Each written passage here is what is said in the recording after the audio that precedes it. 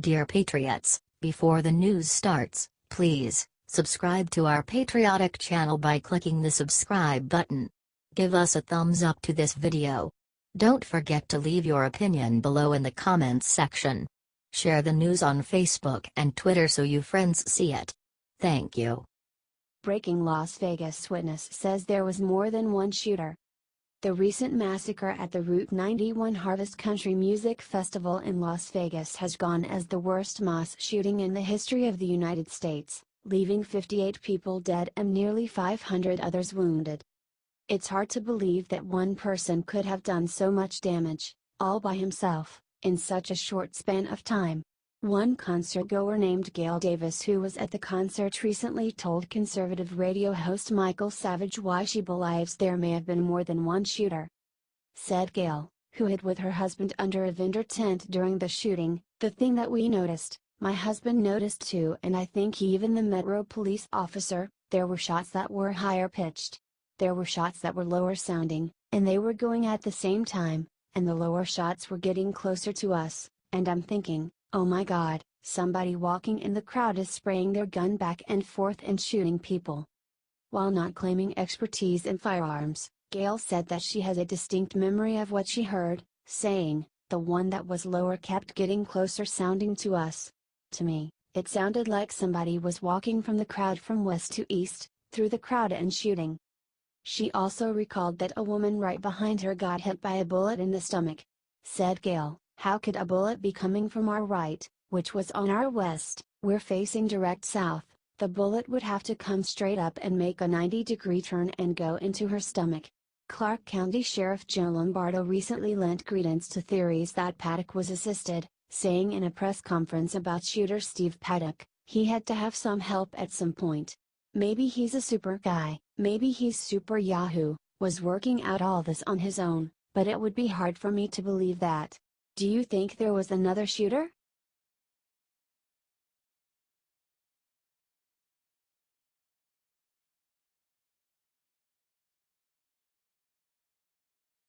It's not fake. Chris Cuomo has on-air meltdown after being called out for being fake news. CNN's Chris Cuomo has a huge problem with being called fake news, even if it's true. He once compared a journalist being called fake news to a black person being called the N-word. "I see being called fake news as the equivalent of the N-word for journalists. It's the equivalent of calling an Italian any of the ugly words that people have for that ethnicity. That's what fake news is to a journalist. It is an ugly insult, and you had better be right if you're going to charge a journalist with lying on purpose," said Cuomo. He apparently still hasn't gotten over his hang-up. Mick Mulvaney, Office of Management and Budget Director, accused Cuomo of only reporting on the bad stuff when it comes to Trump and Puerto Rico. He accused CNN of ignoring all of the good that Trump has done. "That's not what you do in a situation like this," screamed Cuomo. "You report the reality. That's not being done to you, to the president, Mick, to embarrass you. Whatever's being done is not enough, and if you don't know that now you're never gonna know it," said Cuomo. "Well, the good news is you're clearly going to do a better job going forward, and we appreciate that," said Mulvaney sarcastically. "When you say some of this reporting is fake, it's disingenuous and it's not true. Don't call it fake because it's not fake. Everybody gets that it's going to take time. But you know what else people get? You could have had more people there," Cuomo screamed.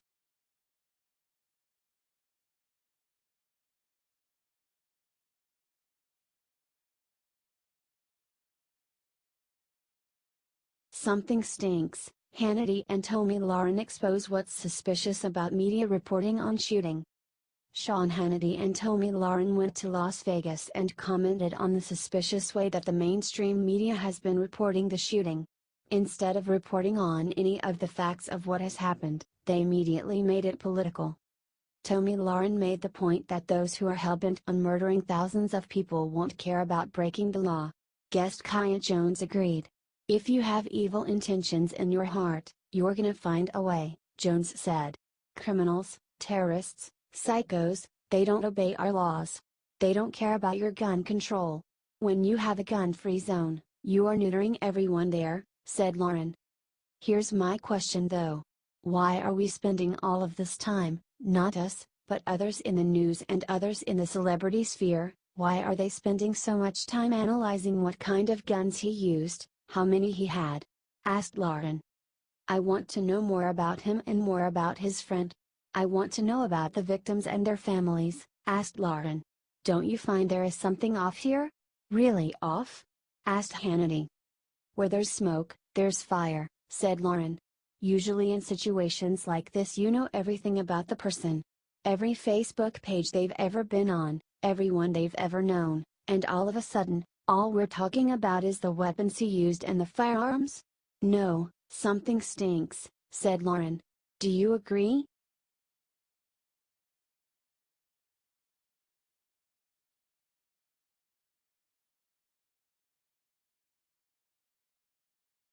Sanders crushes feminists who attack the women in Trump's administration. "It's epic. Liberals claim to fight for women, but they really just fight for liberal women.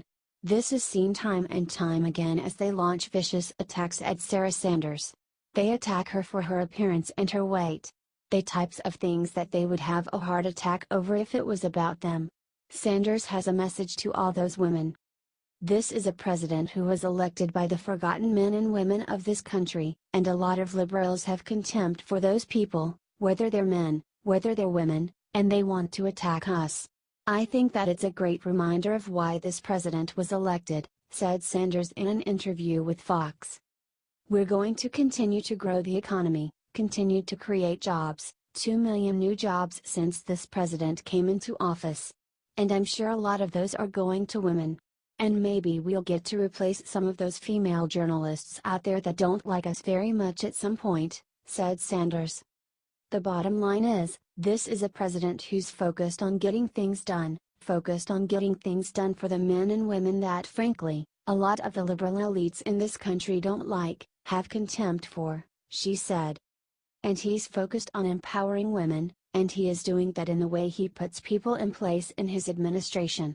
And I think it's sad that they're attacking a lot of us while claiming to champion women's causes and women's issues," she said.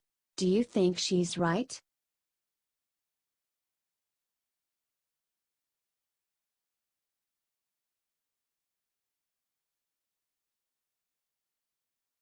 Liberals launch attack against Taylor Swift for saying she had a great year.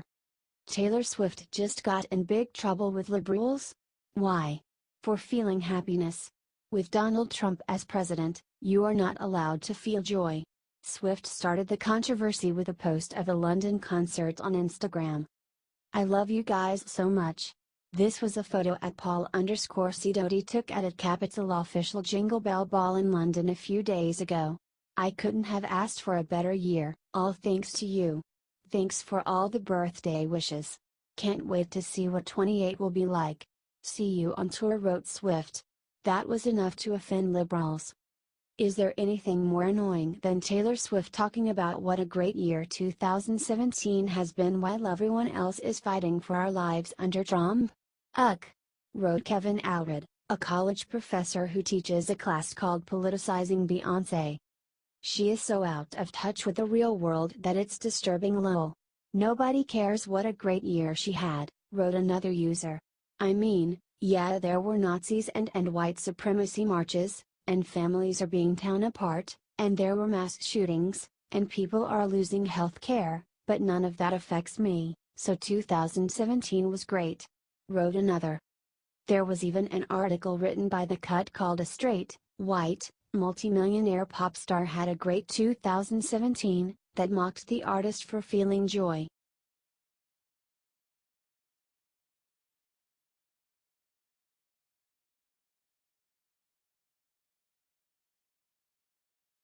Watch Joe Scarborough accuse Trump of having a mind meld with Putin. MSNBC's Joe Scarborough keeps getting lower and lower. He showed some clips of President Trump and Vladimir Putin saying vaguely similar things and then accused them of having a mind meld and being one person. Boy, I tell you what, Willie, that is some message discipline. You've got to really respect those two guys just for no other reason to have the message discipline that they have.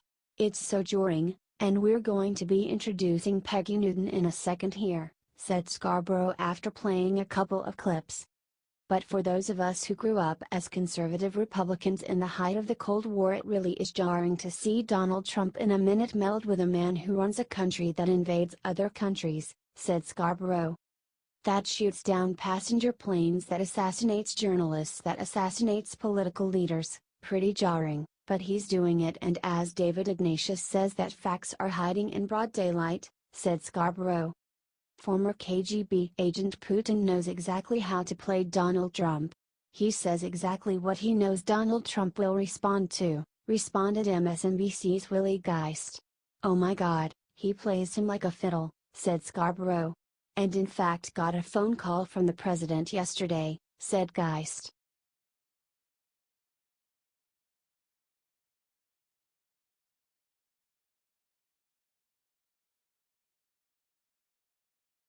Breaking: one top Trump staffer is about to get fired.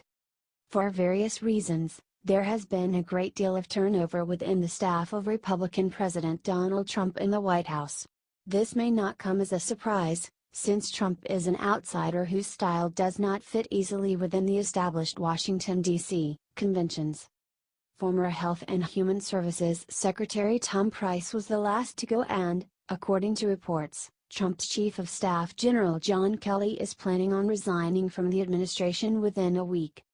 There has been ample evidence to support this, such as the fact that at the last minute General Kelly was removed from an Air Force One flight Trump made to meet with victims of the Las Vegas shooting. Reported Bloomberg's Jennifer Jacobs via Twitter, General Kelly was originally going to be on a F-1 to Vegas with Trump today but was pulled off flight, I'm told. She added, not answering cues about it. It has been the custom for General Kelly to accompany President Trump on his trips, so this unexpected decision is telling.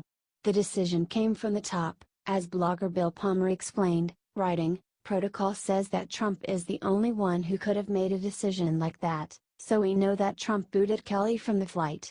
The White House is refusing to publicly address the incident, but others are talking."